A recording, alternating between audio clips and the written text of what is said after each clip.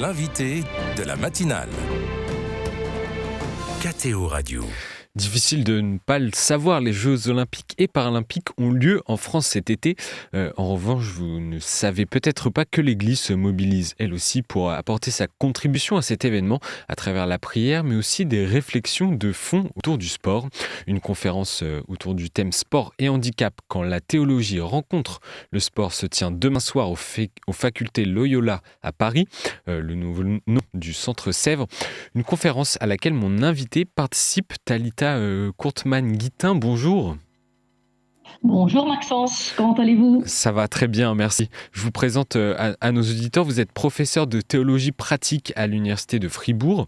J'aimerais réfléchir avec vous ce matin sur la manière dont l'Église catholique peut agir à l'inclusion des personnes en situation de handicap et en particulier par le sport. Avant ça, quelques mots d'abord sur la conférence qui se tient demain soir.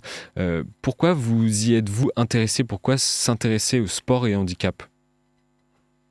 Le jeudi, nous serons 4 théologiens, dont un sportif en situation de handicap, à réfléchir sur comment le handicap interpelle les théologiens. Qu'est-ce que ces corps performants ont à dire en théologie sur la façon dont nous percevons les corps et les corps des personnes en situation de handicap. La réflexion sur l'inclusion des personnes passe aussi par une réflexion théologique, et c'est ce qu'on peut faire jeudi soir. Et que nous disent les textes de l'Évangile sur le handicap ? Alors ça, c'est une question à laquelle j'aime pas beaucoup répondre parce que ça nous mène toujours à des discussions impossibles sur la guérison ou pas. Moi, je pense que l'ensemble de la Bible parle aux personnes en situation de handicap. Et alors, je fais partie d'un courant de théologiens qui se définissent eux-mêmes comme théologiens et théologiennes du handicap, et ils regardent justement le monde, la réalité, mais aussi la Bible en tenant compte de la perspective du handicap. Non pas pour y trouver une consolation, mais parce qu'on pense que lorsqu'on regarde ces textes à travers la perspective du handicap, elle révèle autre chose que ce que les théologiens valides y ont vu depuis des siècles. Et est-ce qu'on pourrait imaginer, par exemple, que Adam et Ève auraient pu avoir une déficience intellectuelle ou physique ? C'est ça que vous voulez dire ? Alors, Maxence, je vous soupçonne d'avoir lu quelques-uns de mes écrits, car effectivement, c'est une des questions que les théologiens du handicap se posent. Vous voyez, la plupart du temps, dans l'anthropologie, la façon dont on considère l'humain en théologie, on dit que cet humain est doté d'une volonté libre et de raison. Et alors, on comprend cette raison souvent comme la capacité de raisonnement complexe.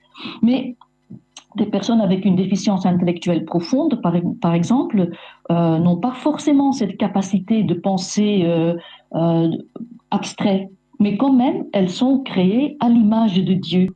Et ça, c'est quelque chose que je trouve aussi, les parasportifs, les para-athlètes, ils brouillent un peu les limites de la perfection corporelle. Alors, si je reviens à Adam et Ève, vous voyez, le parasport, c'est du spectacle, la performance, ça fascine. Et puisque ça fascine et puisque ça nous intéresse, on peut se dire qu'ils brouillent les normes de la perfection valide, ces para-athlètes. Et donc, est-ce que l'humanité créée par Dieu aurait pu être marquée par ce que nous appelons aujourd'hui la déficience ? Alors, je vous dis tout de suite, on n'en sait rien. Oui. Je suis vraiment dans une idée de représentation. Comment est-ce qu'on se représente ce jardin d'Éden ?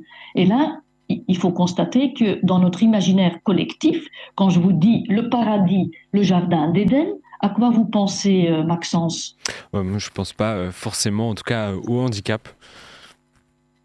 Non, vous pensez arbres magnifiques, biches, girafes, flamants roses, 2 humains bien portants. On pense à la dent de Michel-Ange dans la chapelle Sixtine, et jamais de la vie on y voit des personnes handicapées. Alors, moi, je me suis demandé dans mes recherches, est-ce que des personnes trisomiques, par exemple, un couple de trisomiques pourrait représenter Adam et Ève. Pourquoi un couple handivalide ne pourrait pas illustrer l'humanité dans la création? Alors, on n'a pas le temps en antenne de développer longuement, mais quand j'ai montré, on dit toujours dans tout ce qui concerne le handicap, rien de nous sans nous. Nothing about us without us, disent les Américains. Ben, j'ai montré la photo d'un couple marié de personnes trisomiques à des personnes avec une déficience intellectuelle. Et je leur ai demandé, est-ce que ce couple peut représenter Adam et Ève? Et parmi les personnes en situation de handicap, plusieurs m'ont dit, mais s'ils s'aiment, où est le problème? Et c'est ce que je veux poser comme question à tous les auditeurs valides.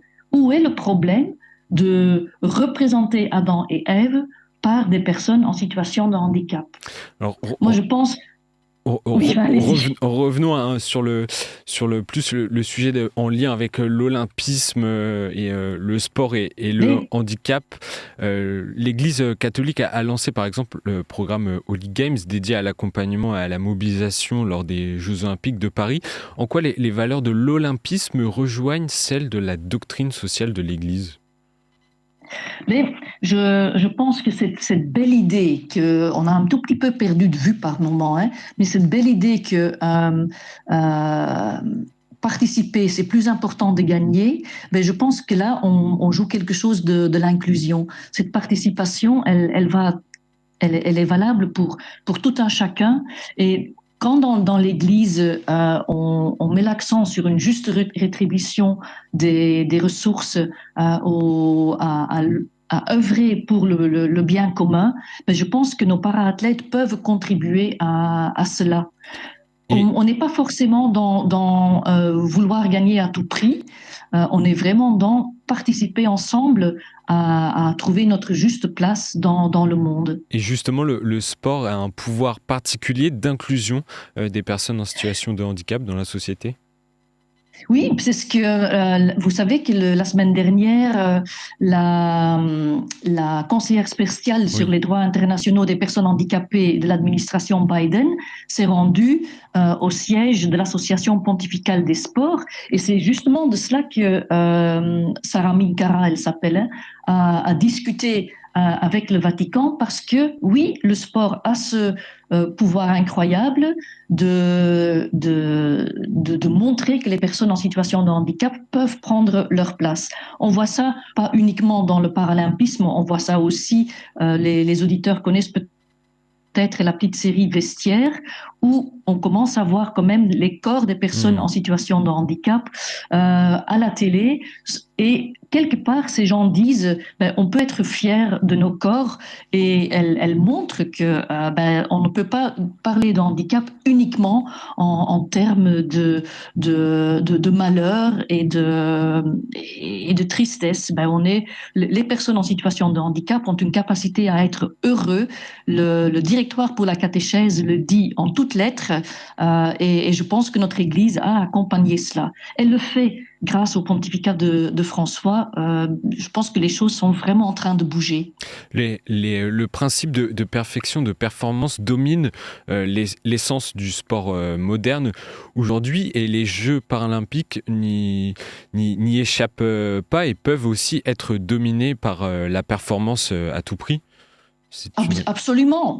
Alors ça, merci de le dire. Je voudrais pas faire peser sur le parasport un changement de mentalité que je pense, moi, absolument nécessaire dans le sport de haut niveau. Cela étant dit, ayant travaillé avec des personnes qui travaillent dans le milieu du parasport, on me dit quand même très souvent qu'il y a des valeurs d'amitié et peut-être quelque chose de nous avons déjà vaincu, qui n'est pas présent dans le parasport, qui n'est peut-être pas présent dans le sport valide. Et c'est en cela que le parasport peut faire bouger les lignes. Mais je pense que ce n'est pas aux para-athlètes de porter tout seul ce changement dans le sport nécessaire. Et pour autant, la place notamment des Jeux paralympiques, est-ce qu'elle est assez suffisamment inclusive. J'ai personnellement, en tout cas, l'impression que les Jeux paralympiques sont un peu oubliés, même encore en 2024, par rapport aux Jeux olympiques. C'est en mouvement. Si j'avais une baguette magique, je mettrais autant d'attention dans le paralympisme que dans l'olympisme. Il faut quand même saluer la volonté des organisateurs et organisatrices des Jeux de dire en un souffle les Jeux olympiques et paralympiques, et ça c'est la première fois dans l'histoire. Donc je dirais que c'est une évolution qui est en cours. On n'est pas encore arrivé. La Jérusalem céleste, elle est complètement inclusive. Nous n'y sommes pas, mais je ne peux que saluer ce qui est en cours en ce moment. Et à ce titre, comment l'Église peut agir pour toujours plus d'inclusion des personnes en situation de handicap dans le sport ? Comme partout, je pense que notre Église, pas seulement dans le sport, mais elle a le devoir de mettre en avant des personnes en situation de handicap, de ne pas faire que pour des personnes en situation de handicap, ce que j'entends quand même encore souvent. Elle nous invite vraiment à prendre en compte le fait que les chrétiens en situation de handicap sont acteurs de la pastorale, par exemple, et ne sont pas seulement objets de soins. Et ça, elle a à le dire non seulement dans le sport, elle a à le dire à l'ensemble de la communauté croyante. Le parasport n'est qu'un élément dans cette évolution qui est en cours. Oui. On l'utilise parce qu'on a les JO aujourd'hui ici, mais je ne voudrais pas que tout ce mouvement s'arrête après les JO. Non, il faut que ça irrigue l'ensemble de la vie des personnes. Et est-ce que je dois le dire que la plupart des personnes en situation de handicap ne seront pas dans les stades en septembre 2024. La plupart sont autour de nous et c'est là que nous avons à nous investir et c'est ce que notre Église nous dit. En quelques mots pour terminer, Thalita Conman-Guittin, vous êtes l'une des premières théologiennes à avoir travaillé sur la question du handicap dans la théologie. Percevez-vous une progression au sein même de l'Église et des communautés chrétiennes dans la relation envers les personnes ayant un handicap ? Oui, à la deuxième question. Juste, je ne suis pas la première, la première personne qui a vraiment développé une théologie. Oui, 94 pour la première, et moi je rejoins le mouvement 20 ans après. Mais dans la francophonie, cela est juste. Et alors qu'en 2000, au début des années 2000, il y avait peut-être en tout et pour tout dans toute la réflexion chrétienne, parce qu'elle a quand même démarré surtout du côté réformé, nous étions peut-être une quinzaine. Aujourd'hui, cette question théologique du handicap, elle prend de l'ampleur et à travers le monde, et aussi bien dans le monde catholique que réformé, il y a maintenant peut-être 150, je les ai pas tous comptés, mais 150 personnes qui réfléchissent théologiquement sur le handicap avec des thèses qui sont en cours. Et la francophonie a rejoint. Je suis très heureuse de voir que je suis régulièrement sollicitée pour participer à des jurys de thèse sur ce sujet. Donc, le sujet est en train de monter en puissance et je peux en être que heureuse. Je le suis. Merci Thalita Conman-Guittin. Je rappelle que vous êtes professeure de théologie pratique à l'Université de Fribourg et que vous intervenez demain soir aux facultés Loyola à Paris dans le cadre d'un colloque sur le sport et le handicap. Merci à vous. Merci Maxence.